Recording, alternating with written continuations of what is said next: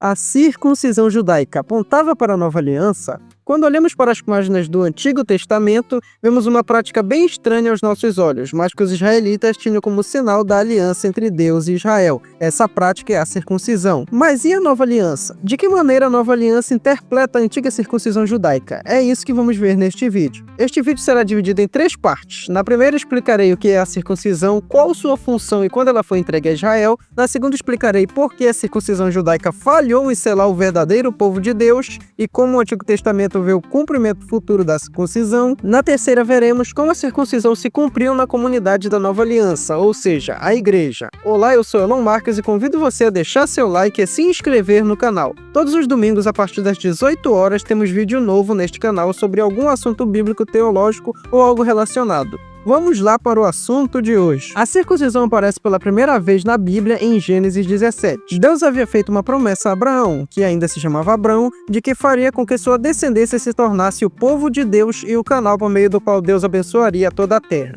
Nesta ocasião, Deus mudou o nome de Abrão para Abraão. Deus entrega a Abraão um sinal. Este sinal era o sinal da aliança entre Deus e a descendência de Abraão, e todos os homens deveriam ter esse sinal.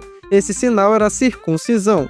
A circuncisão deveria ser feita em todas as pessoas do sexo masculino a partir dos 8 dias de vida. Esse era o sinal de que aquela pessoa fazia parte do povo da aliança. Quando uma criança nascia e ao seu 8º dia ela era levada para ser circuncidada, aquela criança, a partir daquele momento, iria carregar a marca da aliança entre Deus e a descendência de Abraão. E se alguém não tivesse aquele sinal, seria expulso do povo da aliança. Abraão então circuncidou seu filho Ismael e a si mesmo e a todos os homens de sua casa. A circuncisão já era praticada por alguns povos, como por exemplo os egípcios, que provavelmente circuncidavam aqueles que iriam servir na corte do faraó como sacerdotes. Se essa teoria estiver certa, então eles eram circuncidados na juventude. Porém, para os egípcios, isso não incluía todos os homens, diferente de Israel, que incluía a todos. Israel, diferente dos egípcios, era uma nação de sacerdotes. Por isso, todos deveriam passar pela circuncisão e fazer parte do povo da aliança. Porém, a circuncisão que era feita nos meninos hebreus não resolveu um problema muito grave no meio de Israel. Qual era esse problema? Vamos imaginar uma situação hipotética aqui. Imagine que um menino hebreu, ao completar seu 8º dia de vida, foi levado para ser circuncidado. Porém, quando esse menino cresceu, ele se entregou à adoração de Baal e a todos os deuses das nações vizinhas de Israel. Sacrificou por esses deuses, se entregou à imoralidade que acompanhava a adoração desses deuses e desprezou completamente o Deus de Israel. Mesmo com tudo isso, a marca do sinal da aliança de Deus ainda estaria nesse israelita. Percebe o problema? A circuncisão poderia dar um sinal externo de que uma pessoa fazia parte do povo de Deus. Porém, ela não era garantia do sinal interno que era mais importante: a fé em Deus, a fidelidade e a obediência aos mandamentos de Deus. Isso nos leva para o segundo ponto do vídeo. A circuncisão falhou em selar o povo de Deus. A circuncisão era para os descendentes biológicos de Abraão, porém até aqueles que não eram escolhidos foram circuncidados. Veja, por exemplo, Ismael, que não havia sido escolhido para fazer parte da promessa. E também até os descendentes biológicos de Abraão, que não eram fiéis, foram circuncidados, porque a circuncisão não influenciava no coração. É aí que vemos já no Antigo Testamento a necessidade da circuncisão do coração. Essa era a ideia de que uma pessoa deveria não apenas ter o sinal externo de fidelidade ao Senhor, mas também ter o sinal interno, que era a fidelidade a Deus. Os escritores bíblicos chamam isso de circuncisão do coração. Nós vemos essa ideia aparecendo no livro de Deuteronômios. O livro apresenta o Deus de Israel como o rei poderoso e Israel como um servo de Deus. Por ser servo, Israel deveria ser devoto a Deus de coração. Assim, os israelitas seriam fiéis a Deus de modo verdadeiro e completo, e não mais se desviariam para os maus caminhos. Deus exorta os israelitas a serem fiéis a Ele, pois foi Ele que demonstrou sua graça aos israelitas, libertando-os da escravidão do Egito, e também mostraria sua graça levando-os para uma terra que mana leite e mel. Apenas 2 vezes vemos a palavra circuncisão aparecer em Deuteronômio, e essas 2 ocasiões vamos ver aqui. Deuteronômio capítulo 10, verso 16, no meio de um longo discurso de fidelidade à aliança com Deus, Deus exorta o povo de Israel a deixar de ter o coração obstinado e, o mais importante de tudo, circuncidar o coração. Já em Deuteronômio capítulo 30, verso 6, depois de falar do momento em que Deus dispersou seu povo por causa da desobediência, uma clara referência ao exílio, Deus os reuniria de novo e circuncidaria o coração de todos, já antecipando a nova aliança que viria.